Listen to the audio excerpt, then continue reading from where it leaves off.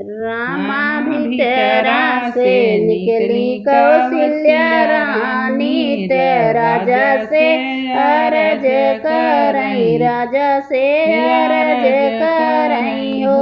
राजा जाता पंडित के घरवा त पोथिया खोलउत पोथिया खोलउत हो।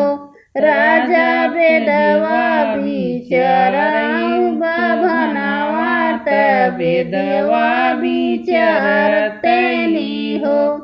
एतनी बचन राजा सुन ले, सुनहु नाही पावई, सुनहु नाही पावई हो। अरे राजा घोड़े पीठी भैया सवरवत पंडित घर गईले, पंडित घर गईले हो।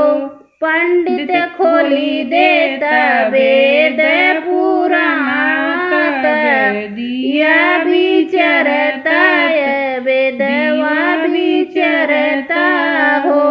पंडित हमरे घरे भैले ललनवा त वेदवा बिचारऊ, त वेदवा बिचारऊ हो। एतनी बचन पंडित सुने, सुनहु नाही पावई, सुनहु नाही पावई हो। पंडित हाली बेगे पोथिया लियावई त वेदवा बिचारई, त वेदवा बिचारई हो।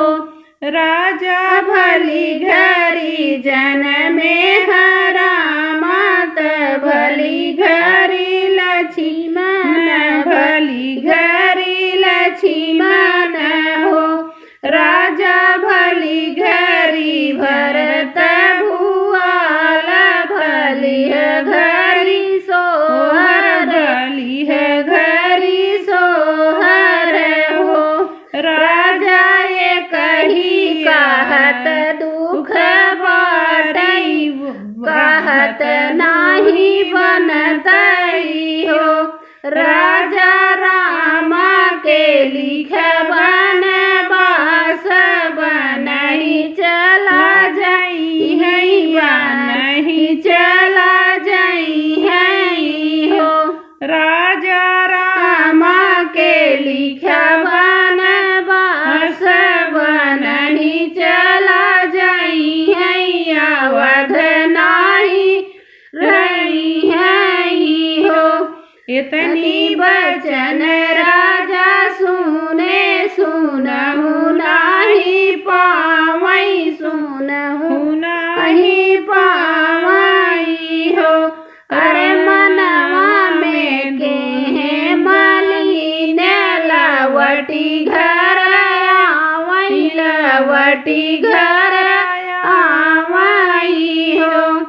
अरे घोड़े से तनले चदरिया, दुअरिया पे सोवई, दुअरिया पे सोवई हो। रामा भीतरा से निकली कौशल्या त हंसी हंसी पूछई, त हंसी हंसी पूछई हो। राजा बेदवा बिचरवायत काऊ पंडित बताए काऊ हो, बताए हो। रनिया भली घरी जन में राजा रामा त भली घरी लक्ष्मण हो। रनिया भली घरी भरत भुआल, भली घरी सोहर हो।